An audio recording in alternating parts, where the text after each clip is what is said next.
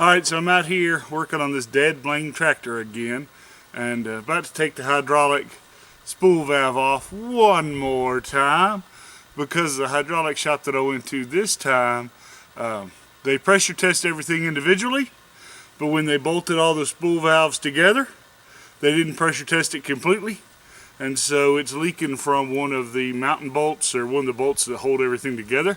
And he was very apologetic, and he's going to make it right.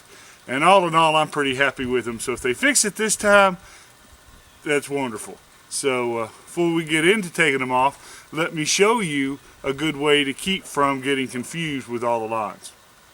So here's the John Deere spool valve on a Model 60 backhoe on a 1010W industrial tractor.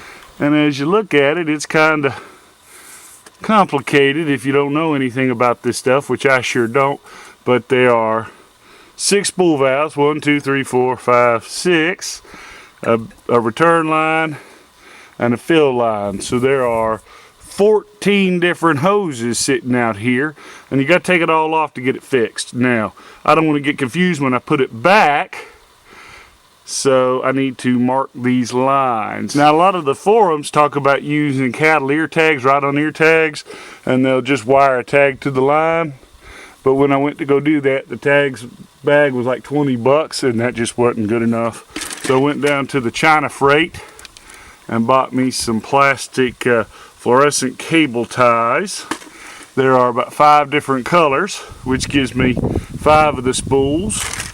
And then I had some white ones, so that gives me the 6. What I'm going to do is I'm going to put one color for each cylinder, right?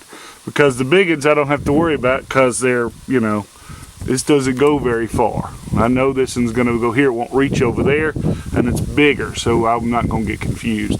So what I'm going to do is I'm going to put, like say start here with red. I'm going to put the red cable tie, 2 on the top one, 1 on the bottom one, the same color, and then around this valve, I'm going to put that same color tie. So all I have to do when I put the stuff back on is match the colored zip ties to the colored spool, white, 1 on the bottom, 2 on the top.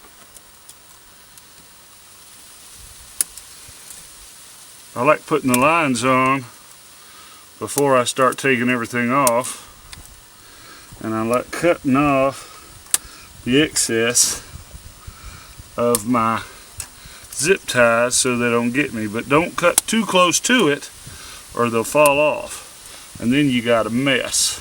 Okay, so take the zip tie, put 1 around the spool,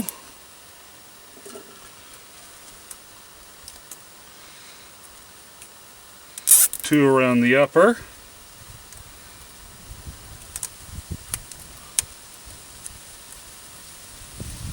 there's a lot of ways you can do this.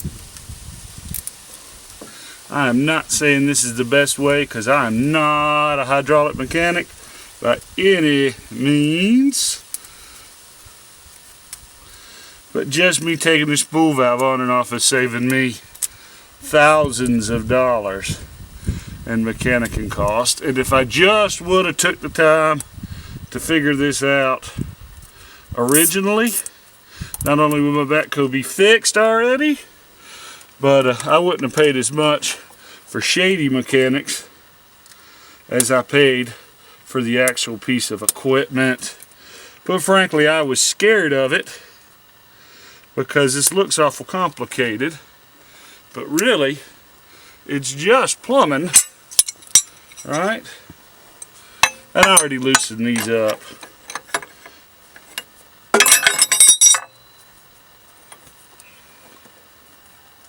Actually, I loosened it up more than I thought I did. And normally I do these all at one time. I do all of one cylinder at a time, and not the top and then the bottom. But I think it shows you better what this thing looks like. So I'm doing it backwards. Not only did I do the lines and the valve, but I also did the control arm, right? And on the outer ones, because this arm and the arm on the other end have 2 different cylinders, I have 2 different color codes, and I've got the inner one on top. So this white on this arm is the outer cylinder that this one controls. Green's underneath it, green's the next cylinder. Okay? And then this one does orange, this one does blue, yellow's the inner, pink is the outer, and that's all there really is to it.